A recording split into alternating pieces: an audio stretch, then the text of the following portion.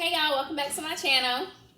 So today the video will be about my process of going through printing out the documents, organizing it, going through them, pre-filling in my venues, some of the dates, etc. Yeah, and just how I prep my docs. So stay tuned and let's get to work.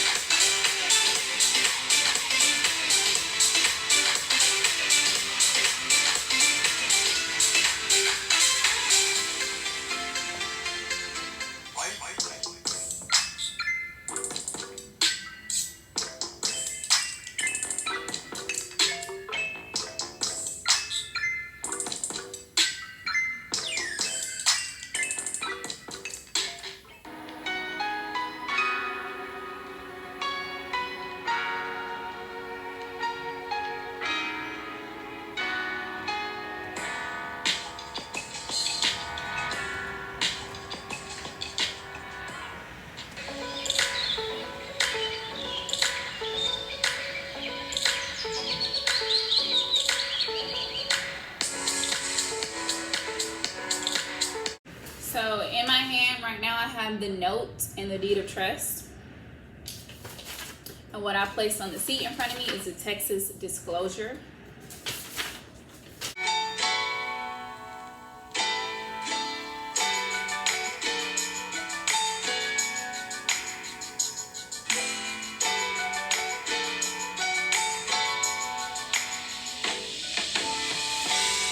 So what I like to do is put all the financial related documents up in the front right after the closing disclosure,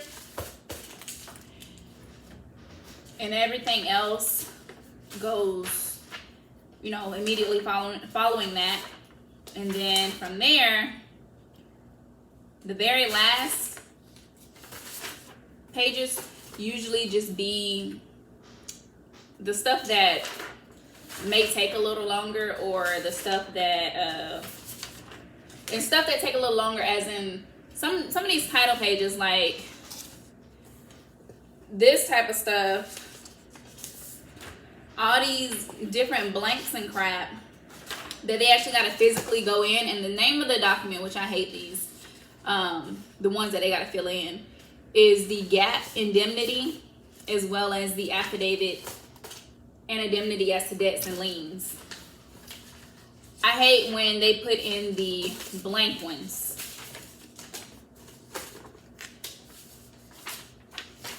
And the documents that I put up here, so the ones that's gonna go in the back, and then the ones that I don't even, that's not for me or the signers to fill out, is for the lenders, like the allonge to note, transfer of lien, assignment of lien, stuff like that.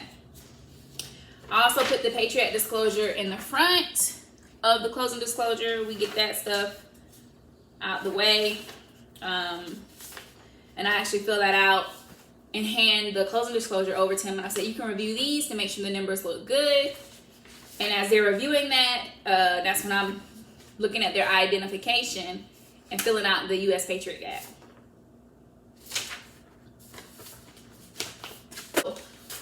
As you do enough of these, stop. As you do enough of these, you get your own little flow of things. Get your own flow, and your meetings end up going way faster. This is the lender certification, not for us.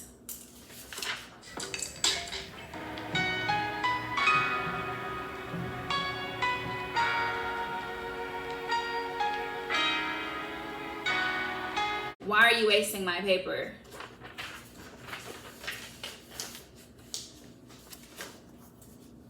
Put duplicates together because they love to include multiple notice of penalties for making false statements. It's authorized lender rep. I like to put the tax pages together so you don't have to keep explaining yourself every time it pops up. And like I said, so that there can be a flow.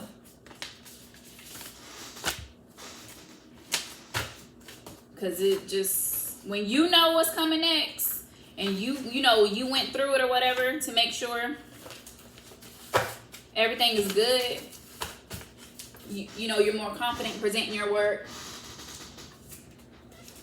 and it just makes stuff, like I said, go out faster.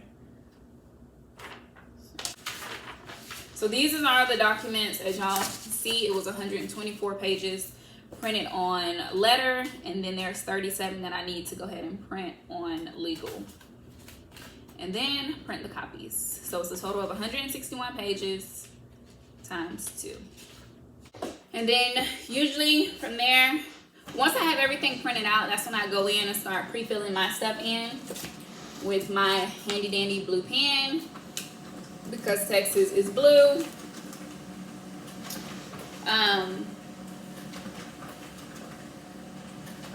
In the places that says print my name and my title, I fill that in. I don't do anything except sign, stamp. Sign and stamp. Yeah, sign and stamp when I'm in front of the signer. Everything else I already pre-filled. My venues, their names, in my certificate, everything. Because like I said, I want everything to just, I'm trying to get out of their hair just as much as they want me to get out of their hair, okay? Get on with our day. Now this is what I'm noticing in this one, I have to pay attention, is the initials. Some documents, some notes and deeds of trust that I've gotten, really the majority of them, don't have the initials at the bottom. But this set,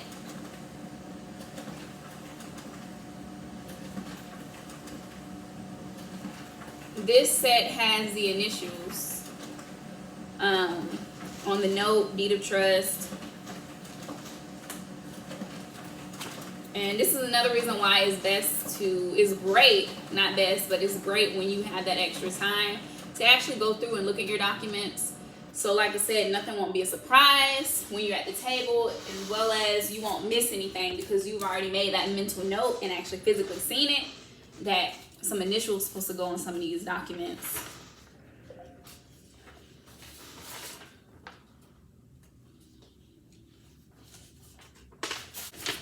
So this one has the ID letter in it from the title company, so that will go on top as well in front of the closing disclosure. In front of the Patriot Act. Notice of right to cancel, I like to put in the front too now.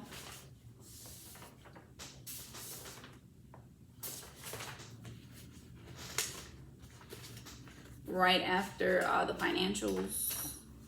Well, after the deed of trust. Well, actually before that, right after the financials. Because by that time, you done seen what the numbers are. And you either approve of it or you don't. But we signing this notice of right to cancel before the note.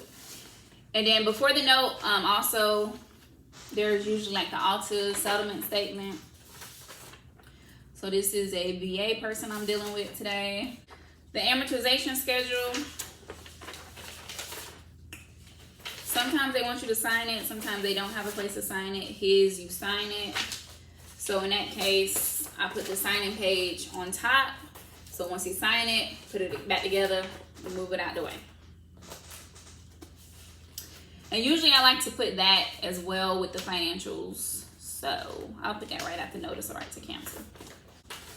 Initial escrow disclosure statement. I put that as well with the financials form. First payment letter. They see that all before the note. First payment letter is going to go right after the Texas, well, right after the notice of right to cancel. And in front of the amortization schedule. Now these are the closing statement.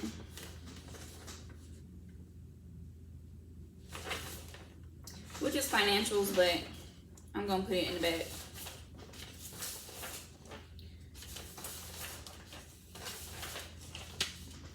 T47 was a duplicate. So I need to put that with the T47. Privacy Act, the duplicate. Affidavit as to debts and liens is duplicate.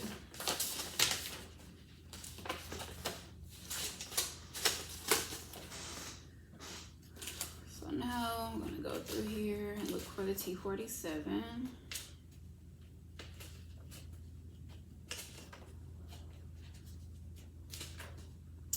And then another thing that I do after I go in and pre-fill, then the last step is to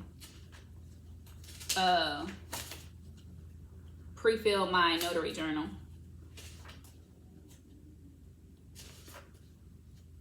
And I also fill out my notary gadget stuff, which I actually fill out my notary gadget as soon as I get assigned the assignment. And then the only thing I go in on today is to put in the tracking number as well as my notarial acts. And I don't know about y'all, but it's been a lot of signings I've done where my notarial acts, I should have been paid more. Because I've had like 18, 23 notarial acts that cost way more than what the signing company's paying me. So with that being said, it's not as bread and butter as we on YouTube and others on YouTube like to make it out to be. Unless they don't care about that, I don't know, but I care about that because legally, we want to talk legally. You actually owe me $150, but you give me $85. No.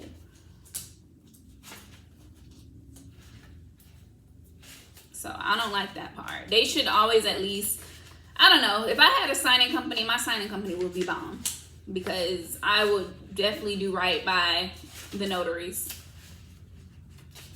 And they would be getting the higher of the fee. Or if it's like a low fee that title is paying us, then we're gonna go 50-50. But other than that, the majority of it I'll be getting the $85, $75 while you getting the other half. Well, more than half. Because I just think that's how it should be. Unlike Notary Go.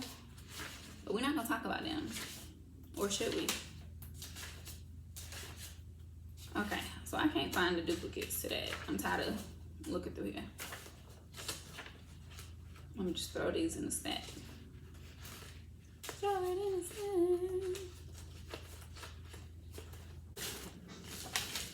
So these are, again, are the pages for the lender. I just throw them in a package. The borrower's copies. The borrower's copies go in this. With the business card. So that's what we're gonna print in a minute. Now I'm about to go through these, my notarial acts. I'm actually gonna keep this right here. Is that table? No, it's a clean. All right.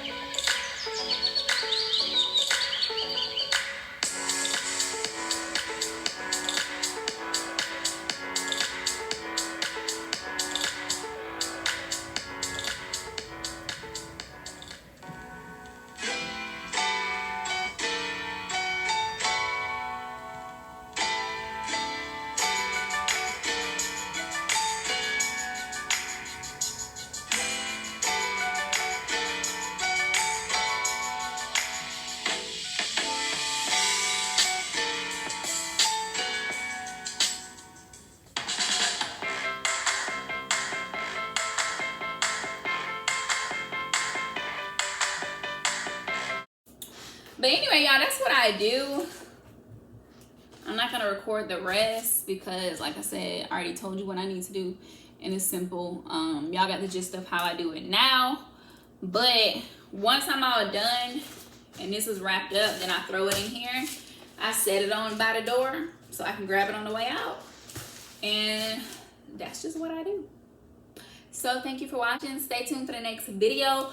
Also, if you want to know about how to do an offer apostille services, look at the description box below, because I just found out how to do it through my own research, free research, and I know that there are a lot of people out here who are charging people